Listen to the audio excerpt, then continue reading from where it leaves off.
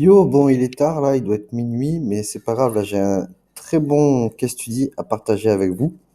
Donc vous voyez, ça se passe sur ces quatre campagnes-là qui sont exactement les mêmes. C'est exactement les mêmes. Sur les quatre, j'ai mis 100 euros de budget quotidien. Et on peut voir, voilà, il y en a une qui a presque dépensé les 100 euros et les autres qui ont dépensé que 20 balles. Quelle est la différence entre ces campagnes-là? C'est que j'ai mis des objectifs, des stratégies d'enchères différentes.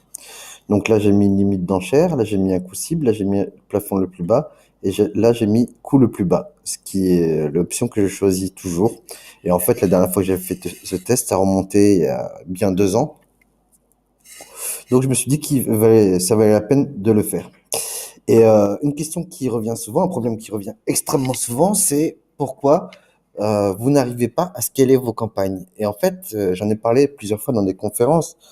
Euh, pour moi, quand tu utilises, tu vois, les options d'enchère, les stratégies d'enchère avec le plafond le plus bas possible et les limites d'enchère, c'est le mode Gaillot, c'est le mode fragile où tu as peur de dépenser.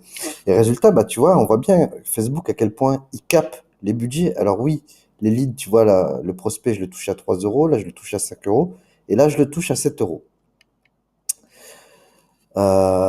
Donc, deux fois plus cher, plus que deux fois plus cher. Le problème, c'est que si je reste avec cette option-là, je vais jamais dépenser de thunes. Moi, ce que je veux, c'est dépenser mon budget. Je veux toucher du volume. Je veux scaler. Alors, on pourrait se dire, ah ouais, mais quelle différence entre, regarde, là, tu dépenses 24 euros, tu en fais 8, et là, tu dépenses 4 fois plus pour en faire 2 fois plus seulement. C'est tout simplement que si le prix de ces leads a augmenté là, c'est parce que les publicités ont été plus exposées et donc l'indice de pertinence a chuté, ce qui va arriver pour ça aussi, hein. Donc il y a un problème soit au niveau de l'audience, soit au niveau de ma pub. Mais en tout cas, l'indice de pertinence est pas bon. D'ailleurs, je suis allé le voir là, il est descendu à 5 sur cette campagne-là, alors qu'ici, il est encore à 7. Et la vérité, c'est donc pour quelqu'un de débutant, il va se dire bon bah voilà, je coupe toutes celles-là et je garde seulement celle-ci où j'ai les leads à 3 euros. Non, parce que même si tu fais ça, de toute manière, quand je vais atteindre le montant, voilà, de 92 euros, cette campagne-là, c'est pareil. L'indice de pertinence va chuter et donc le prix des leads va augmenter. Donc, c'est une fausse solution. Et au final, qu'est-ce que je vais faire? Ben, vous voyez, je vais faire ça. La seule campagne que je vais maintenir, c'est celle-ci, celle où c'est le objectif coût le plus bas, mais Facebook va tout faire pour dépenser mon budget, quoi qu'il arrive. Euh, Moi, je vais maintenir cette campagne-là, même si elle me fait les leads les plus chers, parce que je sais très bien que ça et ça, c'est juste une question de temps pour que les leads s'alignent avec ce prix-là, à cause de cet indice de pertinence. Et moi, je veux faire du volume. Je veux pouvoir scaler ma campagne. Donc, je garde celle-ci, celle où je vais pouvoir dépenser le plus. Ce test-là, je vais pas le refaire avant 2 ou 3 ans.